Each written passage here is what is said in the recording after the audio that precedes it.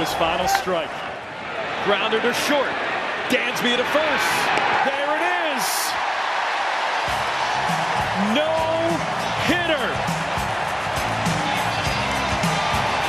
Welcome back to our series of 30 teams in 30 days, where I give us a different team to preview each day as we count down to opening day. We are 18 days away from first pitch, and today we're talking about the Chicago Cubs. Last season was quite the roller coaster ride in the Windy City. Chicago went 83-79, the same record they had in 2023, finished second in the NL Central behind Milwaukee, and missed the playoffs for the fourth straight season. And over the offseason, there were a handful of players that left Chi-Town, including Cody Bellinger to New York, Kyle Hendricks to LA, and Isaac Paredes to Houston. But the Cubs may very well have had the best offseason in baseball. They made a ton of moves, including picking up Kyle Tucker from Houston, Matthew Boyd from Cleveland, and Colin Rea from Milwaukee. Now let's talk about the Cubs farm system. MLB Pipeline ranks the Cubs farm system 8th in baseball, and they have 7 prospects in the top 100.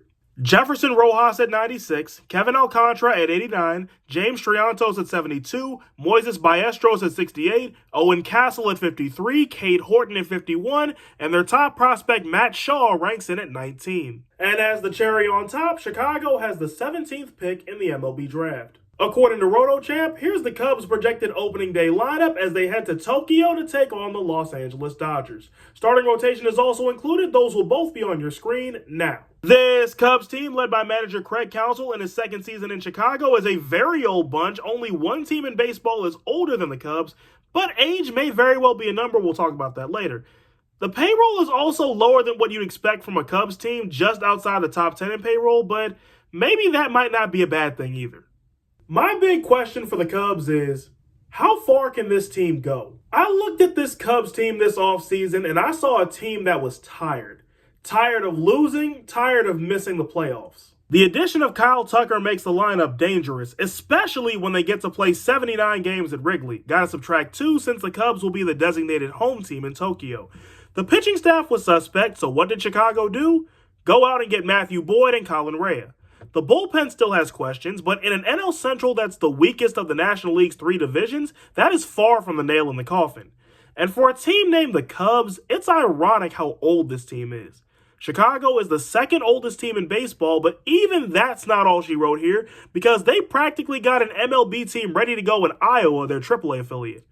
I hope y'all like Go Cubs Go, because we might be hearing that song a lot this summer.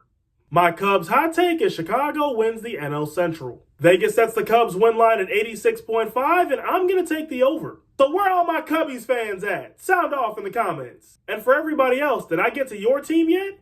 If so, they'll be in the 30 Teams in 30 Days playlist, which can be found on my channel. But if not, don't worry, I will get to them.